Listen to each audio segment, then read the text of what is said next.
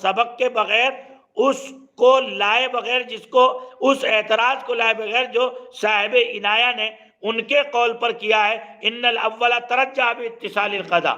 کیا مطلب؟ عبارت کو تھوڑا سا الجھا دیا ہے.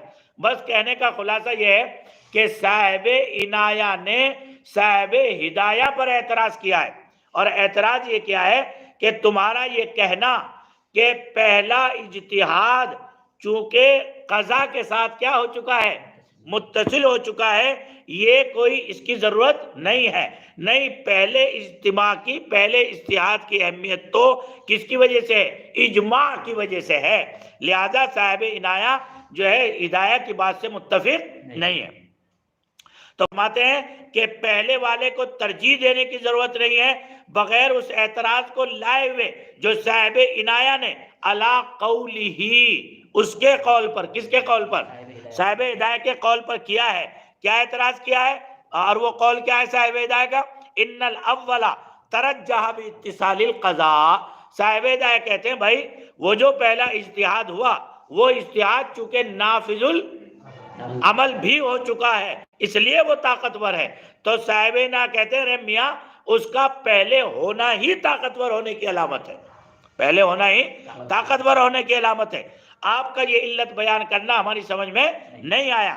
بِأَنَّهُ تَرْجِیحٌ لِلْأَصْلِ بِفَرْعِهِ، یہ تو ایسا ہو جائے گا کہ آپ اصل کو ترجیح دے رہے ہیں اس کی فرع کے ساتھ، حالانکہ اس کا نافذ العمل ہونا فرع ہے، وہ اجتہاد اصل ہے. تو اصل اپنی ذات کے اعتبار سے کیا ہے؟ طاقتور ہے. یہ سمجھانا چاہتے ہیں.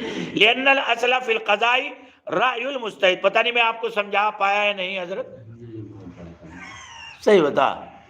اچھا احمدی جان کیا بات ہے. لِأَنَّ الْأَصْلَ فِي الْقَضَاءِ رَأْيُ الْمُجْتَہِد، اس لیے کہ نافذ العمل ہونا بعد کا میٹر ہے. اصل میں تو قضا میں مجتہد کی رائے معتبر ہوتی ہے. وہ جو نافذ العمل ہوا اس میں کیا معتبر ہوئی؟ مجتہد کی رائے.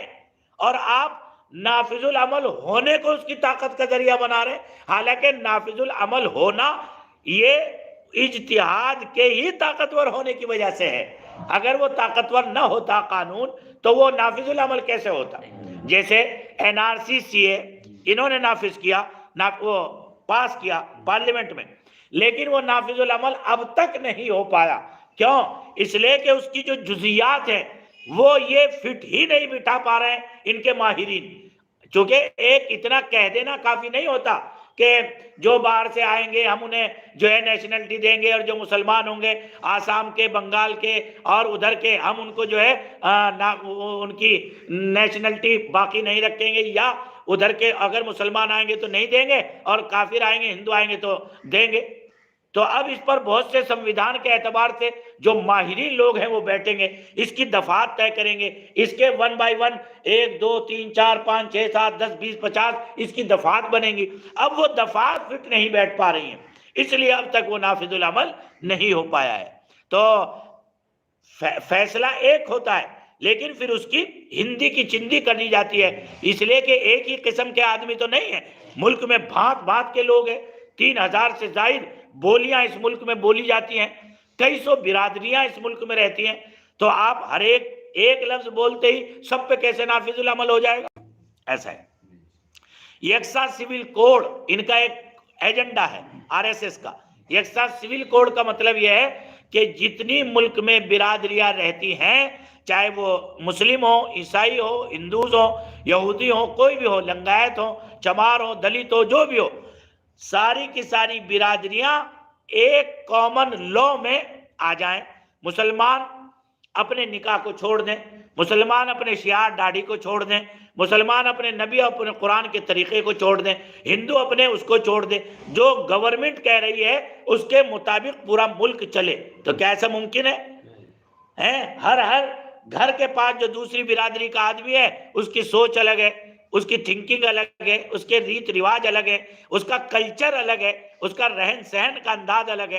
آپ کے برابر میں اگر کوئی غیر مسلم ہے وہاں جائیے، اس کے کھان پین الگ ہے، ان کے مہمانوں کے آنے کے بعد استقبال کا طریقہ کار الگ ہے. مسلمان کے یہاں مہمان آ رہا ہے، اس کا طریقہ کار، اس کا استقبال کا طریقہ الگ ہے.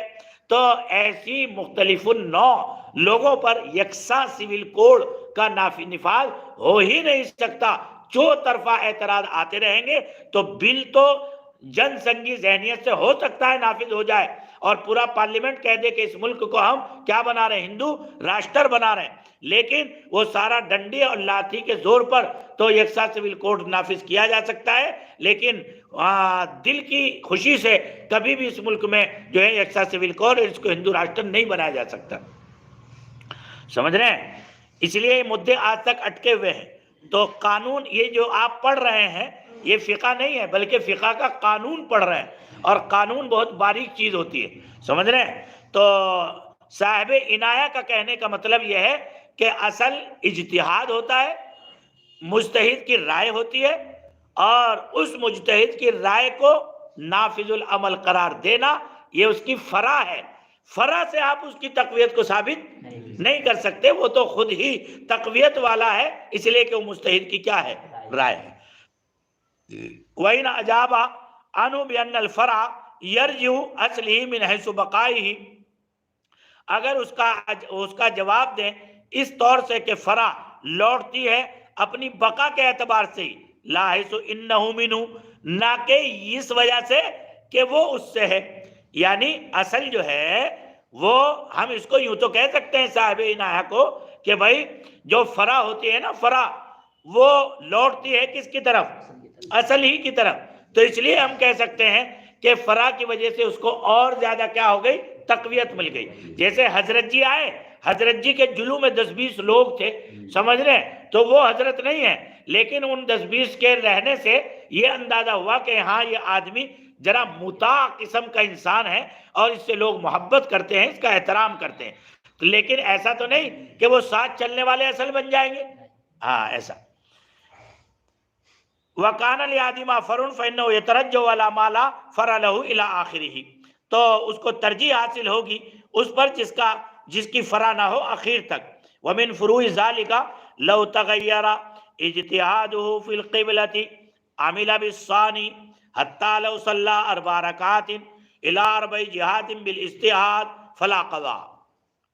اگر ایک آدمی نے جنگل میں تھا، اسٹیشن پر تھا، یا ایسی جگہ تھا جہاں اس کے پاس رہنمائی کے لیے قبلے کی کوئی چیز نہیں تھی، اور اس نے اپنے دل میں غور کیا اور علامات پر غور کیا، تحری جسے کہتے ہیں، اور نماز پڑھ لی. اب جو ہے اگلی رکعت کے لیے جب کھڑا ہوا تو اور غور کیا تو مائنڈ نے یوں کہا نہیں، ادھر کو جو نماز پڑھ رہا ہے غلط ہے، اب ادھر کو ہو جا. وہ ادھر کو ہو گیا. پھر اس کے بعد تیسری میں اور کہا ادھر کو ہو جا. تو ہر رکعت جو ہے اپنی اپنی تحریک کے حساب سے کیا کرتا رہا، پڑھتا رہا. تو سالے تیری نظر کی وجہ سے، ہاں تیری نظر بہت خطرناک ہے، جس پہ پڑ جائے گی سالے ایک ہی دفعہ میں پٹا لے گا. تو کیا ہوگا، الا 4 جہات بالاجتہاد فلا قضاء.